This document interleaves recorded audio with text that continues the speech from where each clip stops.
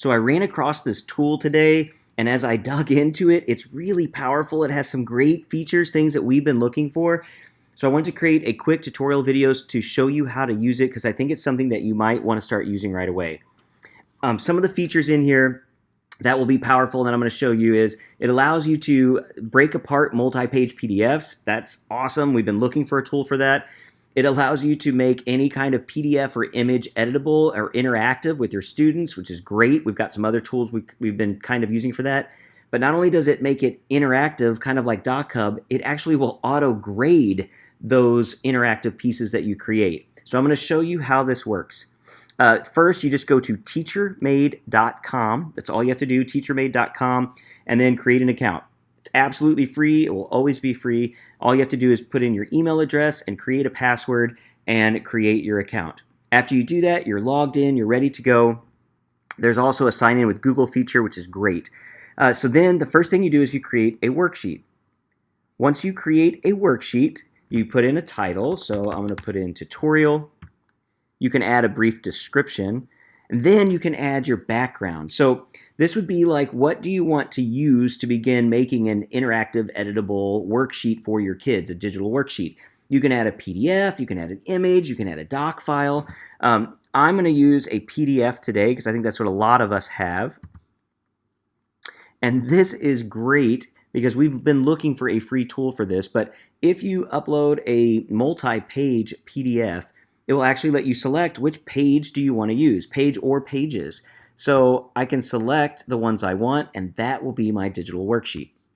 So I'm going to click Create Worksheet. And now I have my PDF, and I'm able to begin working within it.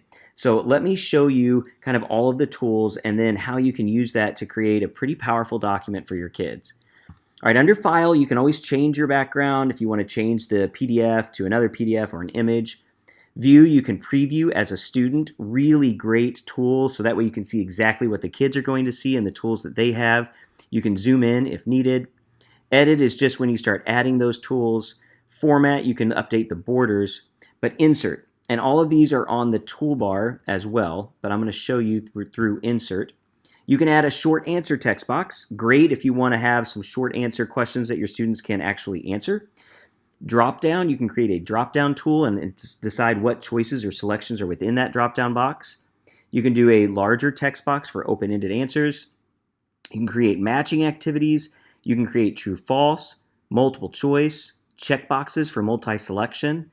You can do a hotspot. This is very map-like, where basically you can select words, numbers, or different things, sentences, to be hotspots, and students will need to click the correct ones, and you choose which ones are correct and which ones aren't. You can add math tools. Then you can add additional text or images and some color blocks. So let me kind of show you how this works. Let's say that I have this question right here in my PDF, and I want it to be interactive. I want my students to be able to answer this. So this is multiple choice. So I'm going to go here to multiple choice. And this has 4 answers, A through D. So you'll see that I can have my 4 like this. I can also have them sideways if I want. So I can do either way. So I'm going to make them up and down so that it fits just like that. Now I can go up here to edit, and I can choose how many points I want this one to be worth. I can change my number of choices if I need to, okay? And then I want to select the correct answer. So the word drag in this passage means, I didn't even look, but I'm going to say to pool. So there you go.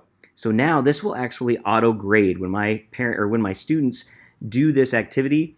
It will grade it for me to let me know which ones did it correctly, which ones did not do it correctly. So that already is leaps and bounds above DocHub in that I don't have to go through and grade these. It will grade for me. So I can do the same thing to all of these other questions with multiple choice. I talked about hotspot. So let's say that I want them to choose certain words. All I have to do is drag over the word that I want to use as a hotspot, okay? And if I click on Edit Hotspot, I can then choose how many points I want this to be worth. Is this a hotspot that the student should click or should not click? So this is one that I do want them to click. And then you can read here to group hotspots together. So for one question, I can have multiple hotspots and I only want them to choose a certain one, then I just hold down Shift while I'm clicking the ones to group them together. So I'm going to say this one's worth 5 points. I'm going to save changes. So that was Amanda. Maybe I just want them to do pronouns or names. So let me put on some other hotspots. Could. And I'm going to group these together by holding down Shift. So now they're connected.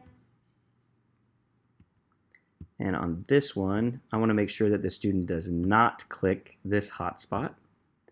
And maybe I will do another hotspot for finally.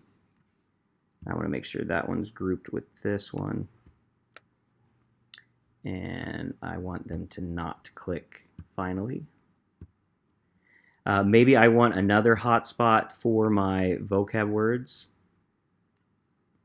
So I could do multiple ones here. And I can group these together. All right. Now, I'll show you what this looks like when I preview. So this is what my students will see. You can see that they have now my multiple choice boxes to be able to come in and select the right answer. And these are faded out, so you'll see that the arrow turns into a hand, and you can see that the word is different than the rest of them. So they can select the ones that should be selected, and they can turn them on and off. I love that very map-like activity. And while I'm here, I can show you the student tools. So when a student is viewing this, they have the ability to zoom in and zoom out. They have the ability to change their text size if they're answering in a text box. They have the ability to add a square or a circle. This is useful if you want them to highlight something in your instructions. So, for example, I want them to highlight certain words or phrases. I can have them do a box around that. They can draw lines or freehand. They can fill their boxes or circles with a color if need be. They can change their color of their lines, and they can change the thickness. So they have a lot of tools to use as well to edit this along with what you've already created. Now this check my answers is only if you've given them the option to see their score. If you don't give them the option to see their score, this will not be here, so they will not know if they've got it right or wrong, and they can't go back and change anything. So let me show you just a few more tools so you know how this works, and then I will let you explore and use it on your own. Let's add a short answer box down here. You can see how easy that is to do. Under Edit Short Answer, I can put my correct answer or answers here. So I would type in what I want the correct answer to be. And you can even say the answers must match the case, upper or lower, to be correct. So for example, if this is a pronoun or something that needs to be capitalized, I can make sure that they capitalize it or else it's not correct. A great tool to have for this auto grading. Other than the text box for short answers, which we've used with other tools, drop-down boxes, I can show you what that looks like. So I've added my drop-down box. You can see it looks like a normal drop-down box. If I edit it, I give my choices here. So choice A, choice B, let's add a choice C. I can have it shuffle the order so that it's not always the same, which is really nice. I can tell how many points I want it to be worth. Save changes. Oh, I need to mark one of them as correct. Okay, so here you can see my drop-down box with my choices, and I can easily choose which one I want. Fantastic tools. Now, let's look at scoring. Scoring, I can set my default score. I can update all my scores. I love this help. There's help for every single tool that's on here, and they are usually YouTube videos that will show you how to do exactly what you're looking to do. So great, helpful tools. When you are done, you are ready to assign this. So all you have to do is go to My Worksheets when you're done editing it. Here's my tutorial that I just created, and I have actions. I can edit it as long as I have not assigned it yet. I can edit it. I can edit the properties of it, like the name and the description. I can make a copy of it, and I can assign it. So I'm going to go ahead and assign this. How do I want them to sign in? Well, I want them to use their Google account because I'm going to be putting this through Google Classroom. So I want them to just easily be able to get there with their Google account. I can show the score to the student. This is what I was telling you about earlier, where the student would be able to see their score only, the score and their answers, the score, the student answers, and correct answers. This is very much like a Google form. And I can hide the toolbars from the student or not hide the toolbars from the student, like text tools or drawing tools. For younger kids, or even older kids, if you really want to limit them to only your interactive content, you can do that. But I usually leave that one unchecked, and you can choose to show the content you want. But now I'm going to create the assignment.